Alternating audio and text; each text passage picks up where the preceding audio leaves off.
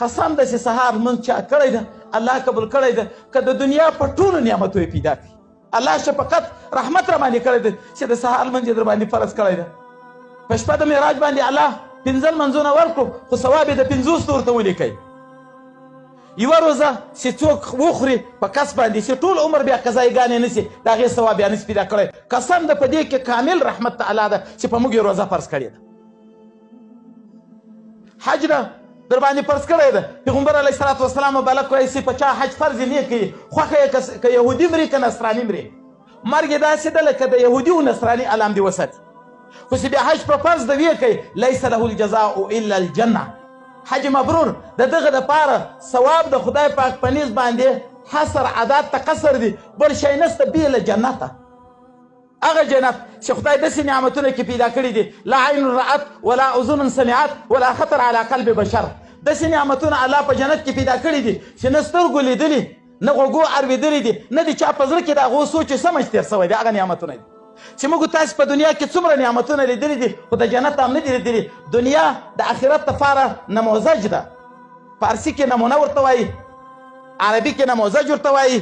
انګریزي کې سمپل ورته وایي دنیا سمپل ده د آخرت لپاره مقصود خو آخرت ته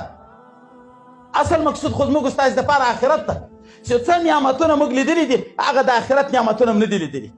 چې څومره موږ سوچ کړی د هغه نعمتو سوچ هم نه ده کړی چې څومره موږ اورېدلي دي هغه نعمتونه هم نه دي اورېدلي حتی په قرآن و حدیث کې هم له حدیثه مبارکه معلومیږي چې پوره بیان نه ده سوی د هغو هغه نعمتونه خدای تیار کړي دي چې د جنت یوه حوره د هغې په بدن باندې به 80 جوړه جامې وي او د 80 جوړه جامو څخه به لاندې د دې مبارکې په هډوکي کې مازغه معلومیږي د مزغو معلومېدن دا معنی چې دا د مزغو پړک پې په هغه دیوال باندې لګېږي تر 80 جوړو بهر دومره زینت په الله ورکړی د یوې حورې د جنت ټکری سي دنیا ته راسي سنو یې دنیا ته راسي چادر یې دنیا ته راسي دا د دنیا لمر به تاریک کي دا دنیا به لنځه کې تر اسمانه ټوله په خوشبویي باندې ونیسي هغه حورې یې چا ته پیدا کړي دي ورونو هغه یې د هغو مؤمنانو ته پیدا کړي دي الله دې زموږ ستاسې ټولو نصیب کړي اوس هغه نعمتونه چې الله تعالی یې ورکوي دغه انسان ته هغه نو په دې ورکوي چې دغه انسان به د اسلام کې مکمل داخلېږي د مکمل معنا مې درته وکړه چې یوه معنا یې دا ده چې هر حکم ته به غاړه ږدي نن سبا خلک اکثره احکامو کې په زکات کې سستي کوي ورونو دا علما کرام ټول ناست دي حدیث مبارک ته پیغمبر علیه الصلاة والسلام مبارک وایي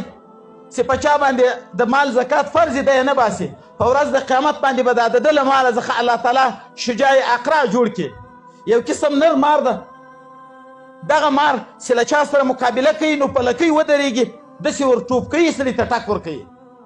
دا مار به ځینې جوړ سي او ده ته به ټک ورکوي دی به وایي ته څوک یې هغه ورته وایي انا مالوکه و انا کنزوکه زه ستا هغه مال یم چې زما په سر دې پلار خفه کوي زه دې هغه مال یم زما په سر دې مور خفه کړه زه دې هغه مال یم زما په سر دې ورور له کوره پسې واخیستی زه دې هغه مال یم زما په سر باندې دې زوی له کوره بد راکړه نن سبا خلک د دغه خبیث مال په سر باندې مور خفه کوي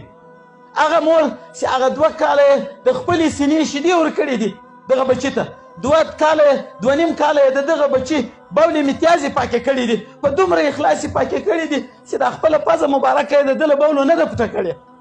نن هغې مور ته ظالمه ته څنګه د هغې مور د دغې خبیثې دنیا په سر هغه مور خفه کوې د خپلو بولو موږ د پاکولو قدرت نه لرو خو مور هغه 2 کاله 3 کاله راته پاکې کړي دي هغه مال هغه نن درته ستا دپاره مال و نن درته مار سی د الله حق دې کې ونه ایستی